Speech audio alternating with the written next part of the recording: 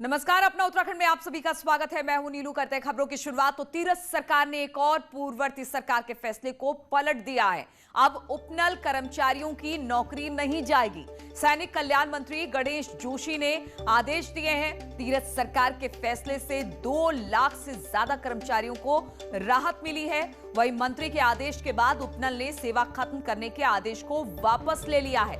आपको बता दें कि नियमितीकरण की मांग को लेकर 22,000 उपनल कर्मी धरने पर हैं और इसी धरने को खत्म करते हुए, इस विवाद को खत्म करते हुए अब जो पुरानी जो आदेश थे उसको वापस ले लिया गया है और इस आदेश को वापस लेने के साथ ही अब उपनल कर्मचारियों की नौकरी नहीं जाएगी।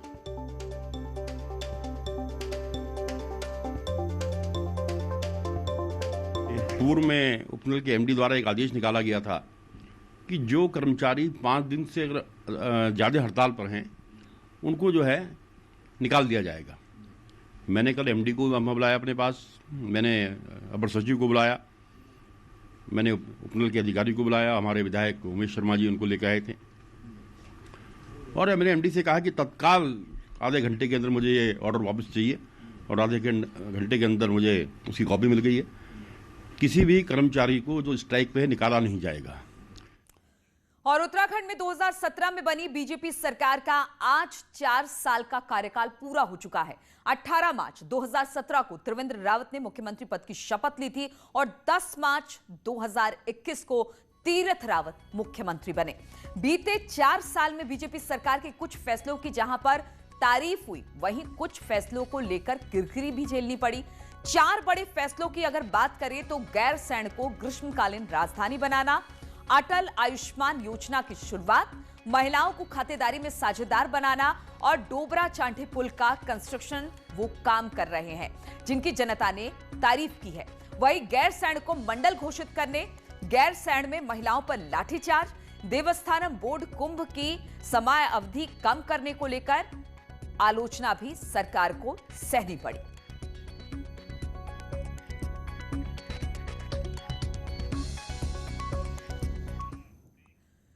हालांकि चौथे साल के आखिर में सत्ता परिवर्तन में भी देखने को मिला जब तीरथ सिंह रावत को कमान मिली। 18 मार्च 2017 को त्रिवेंद्र रावत ने मुख्यमंत्री की शपथ ली और 10 मार्च 2021 को तीरथ रावत मुख्यमंत्री बने। आपको बता दें कि त्रिवेंद्र सिंह रावत के शपथ ग्रहण समारोह में प्रधानमंत्री मोदी भी शामिल हुए थे। तस्वीरें हम 2 दिखाने की कोशिश कर रहे हैं और यह भी बताने की कोशिश कर रहे हैं कि किस तरह से 2 सरकार, 2 चेहरे यहां पर दिखाई दे रहे हैं। त्रिवेंद्र ने जब शपथ ली थी, प्रधानमंत्री मोदी उपस्थित थे और 10 मार्च 2021 को फिर तीरथ सिंह रावत ने जब त्रिवेंद्र को हटाया गया तो मुख्यमंत्री पद की शपथ ली।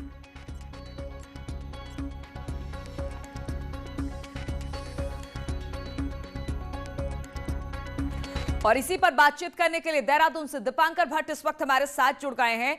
दीपांकर, आज सरकार के कामकाज को करते हुए 4 साल बीत गए हैं। इन 4 सालों को अगर देखा जाए तो कुछ चीजें ऐसी रही जिसकी तारीफ हुई सरकार के कामकाज की, लेकिन कुछ मुद्दों पर जो सरकार थी वो घिरी रही, यहां तक कि मुख्यमंत्री के चेहरे को भी बदलना पड़ा। तो इन 4 सालों को हम किस तरह से देखें?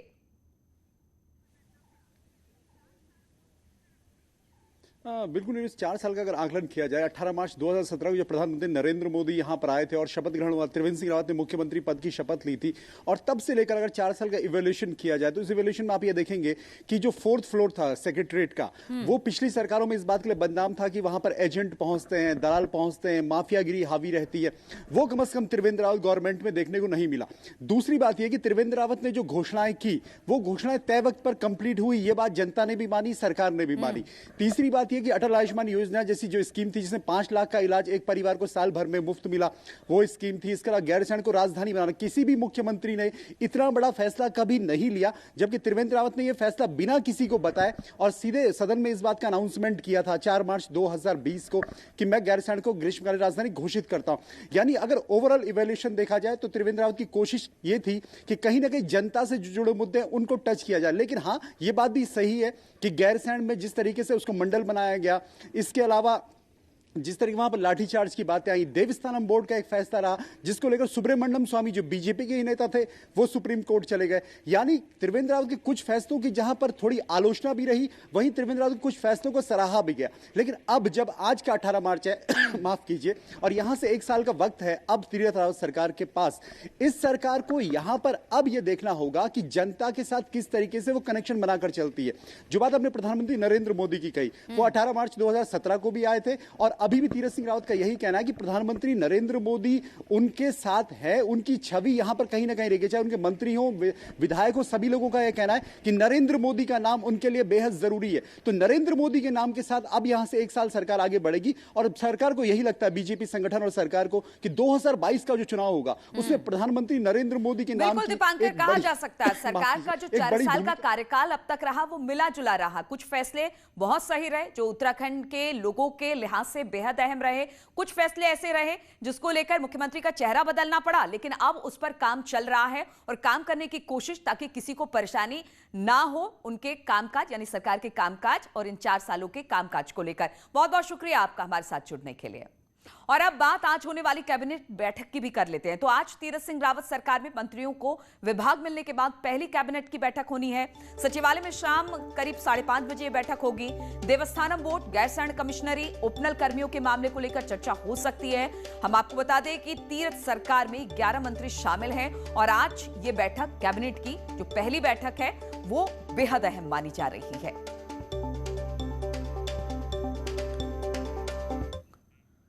और उत्तराखंड के नए मुख्यमंत्री तीरथ सिंह रावत ने महिलाओं के कपड़े को लेकर विवादित बयान दिया। उन्होंने कहा कि औरतों को फटी हुई जींस में देखकर हैरानी होती है। उनके मन में यह सवाल उठता है कि इससे समाज में क्या संदेश जाएगा।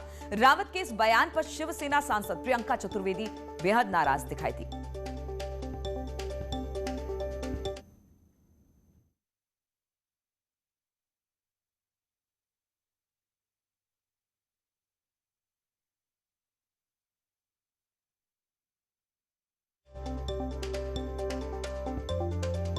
आर्य राज्य मंत्री धन सिंह रावत इस मीटिंग में मौजूद रहे। साल्ट उपचुनाव के लिए 17 अप्रैल को वोट डाले जाने हो और उसी को लेकर ये मंथन चल रहा है।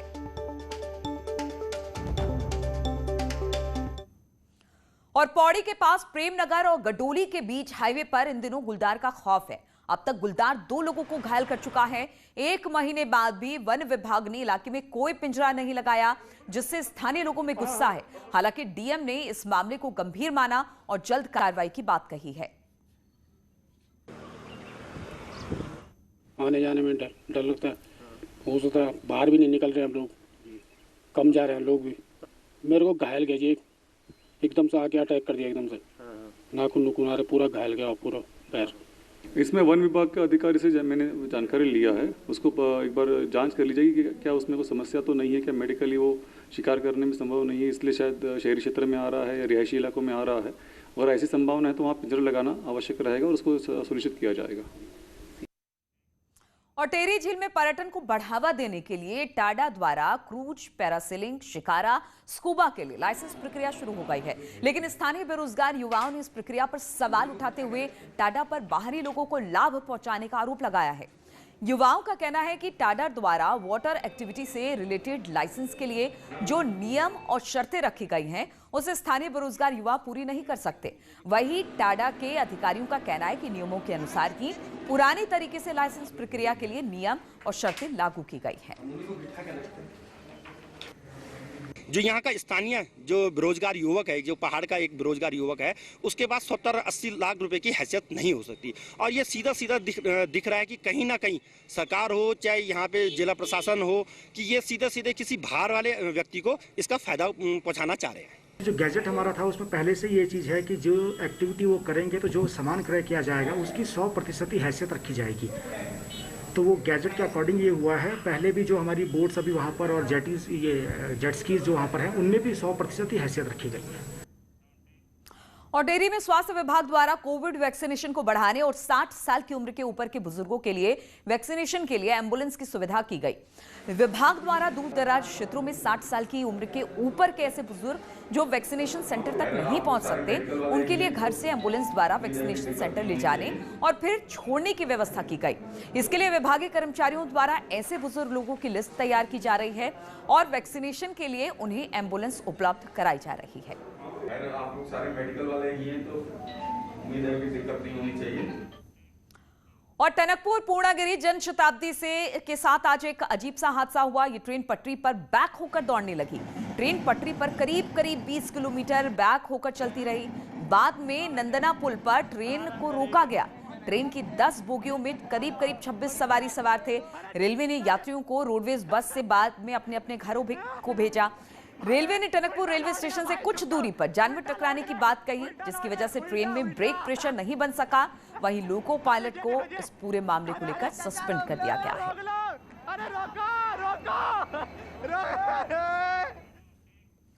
और खबर खटीमा से लेते हैं, जहां पर सरकार ने बिजली उपभोक्ताओं को सरचार्ज को छोड़कर बिजली बिल देने का फैसला किया है। लेकिन अब भी बिजली विभाग द्वारा सरचार्ज के साथ बिल लिया जा रहा है। सरकार द्वारा छूट देने के बावजूद लोगों को इसका फायदा नहीं मिल पा रहा है।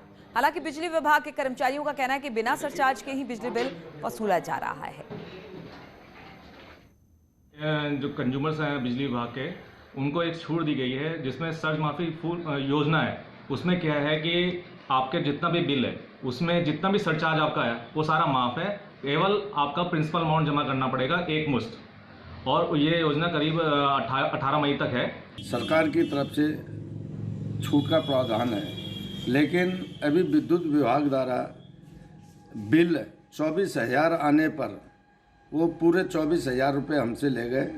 12 की 2 किस्तें ले गए, 12 हज़ार की, और पूरा बिल जमा किया। कोई छूट नहीं दी, कोई योजना का लाभ नहीं दिया। और नैनीताल में बिजली विभाग के एक तरफ कार्रवाई पर सवाल उठने लगे हैं। एक तरफ जहां पर सरकारी विभागों पर करोड़ों का बकाया है, वहीं विभाग बकाया होने पर स्थानीय लोगों के कनेक्शन काटने में जुटी हुई है। नैनीताल के कई इलाकों में लोग भारी भरकम बिजली के बिलों से परेशान थे। वहीं बिजली विभाग की कार्रवाई से अब गांव से लेकर शहर तक खलबली मची है। नैनीताल के सूखाताल बिजली घर ने ही बिल जमा नहीं करने पर अब तक 98 परिवारों के कनेक्शन काट दिए हैं। तो वहीं भवाली, रामगढ़, बेताल घाट और भीमताल में भी रोजाना 5 से 8 घरों की बिजली काटी जा रही है। मार्च महीने में रिकवरी के नाम पर हो रही कार्रवाई पर कांग्रेस ने भी सवाल खड़े कर दिए हैं।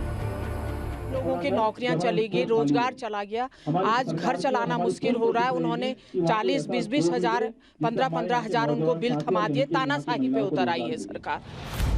बिजली विभाग की कार्यशैली पर सवाल इसलिए उठ रहे हैं क्योंकि ये कार्रवाई सिर्फ आम जनता पर हो रही है। सरकारी विभागों पर भी बिजली विभाग का करोड़ों बकाया है, जिसमें जल संस्थान, शिक्षा विभाग, स्वास्थ्य विभाग समेत कई ऐसे विभाग शामिल हैं। सरकारी डिपार्टमेंटों से भी हमने चिट्ठियां भी दी है, वैसे भी मौखिक भी रिक्वेस्ट कर रहे हैं। और हम ही नहीं, जो हमारे ऊपर के उच्चाधिकारी लोग हैं वो भी लगातार संपर्क में हैं। और जैसे हमारे यही हो गया, मेन तो खासकर हमारी डिवीज़न के हो गए जल संस्थान, नलकूप और नगर पालिका। तो इन सभी लोगों से ऊपर के लेवल से भी बातचीत चल रही है। हम लोग भी रिक्वेस्ट कर रहे हैं लगातार, तो उम्मीद है इनका पैसा टाइमली आ जाएगा। बहरहाल 2022 के चुनाव में बिजली पानी का मुद्दा सबसे बड़ा मुद्दा रहने वाला है और ऐसे में कांग्रेस भी इस मुद्दे को भुनाने में जुटी है। वहीं चुनावी साल में सरकार बिजली उपभोक्ताओं को क्या और कैसे राहत देगी, ये सवाल अब भी बना हुआ है। नैनीताल से न्यूज़ 18 के लिए वीरेंद्र बिष्ट की रिपोर्ट। और खबर अब चमोली से लेते हैं, जहां पर चिनाब वैली में विंटर सीजन के बाद पहली बार किसी दल ने दौरा किया है। इलाके में भारी मात्रा में बर्फ जमी है, वहीं रास्ते में छोटे छोटे ग्लेशियर भी मौजूद हैं। आपको बता दें कि चिनाब घाटी में हर साल सैलानी ट्रैकिंग के लिए जाते हैं और इस बार भी पहले दल ने 4 दिन में ट्रैक को पूरा किया है।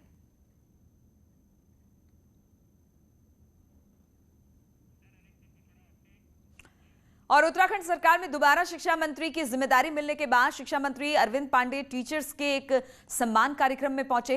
कार्यक्रम में कला और शिक्षा को लेकर प्रतियोगिता का आयोजन भी कराया। कार्यक्रम में बॉलीवुड सिंगर जुबिन नौटियाल ने भी शिरकत की और कई बॉलीवुड के गाने गाकर समा बांध दिया। रात भर जाग कर पर तेरी तो खबर न मिले,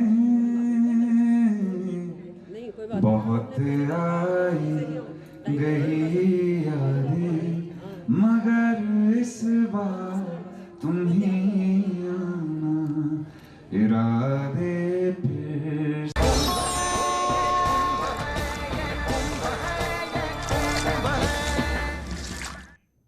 और कुंभ मेले की कवरेज के लिए मीडिया सेंटर बनकर तैयार हो चुका है। मेला प्रशासन द्वारा हरिद्वार की चंडी द्वीप नीलधारा में मीडिया सेंटर बनाया गया है। मीडिया सेंटर में सभी अत्याधुनिक सुविधाएं उपलब्ध कराई गई हैं। हरिद्वार महाकुंभ मेले के नोडल अधिकारी मनोज श्रीवास्तव ने बताया कि देश विदेश से कुंभ मेले की कवरेज के लिए आने वाले मीडिया संस्थानों को मीडिया सेंटर में अपने कार्यक्रम रिकॉर्ड करने की सुविधा स्टूडियो में मिलेगी। यहाँ पे देखिएगा मीडिया लॉन्च भी दिया है, रहने की व्यवस्था मैंने दिया है और आप देखिएगा यहाँ पे एक वर्किंग स्टेशन बना दिए हैं। लैपटॉप, कंप्यूटर, जितने इलेक्ट्रॉनिक डिवाइसेस हैं सभी फैसिलिटीज़ आपको दी जाएगी। और आप देखिएगा कि यहाँ पे रहने के साथ वर्क करने और वीआईपी लॉन्च, मतलब वीआईपी आ गए तो आपको सुविधाएं दी जाएंगी। इस तरह किसी प्रकार की मीडिया को प्रॉब्लम नहीं होने दी जाएगी।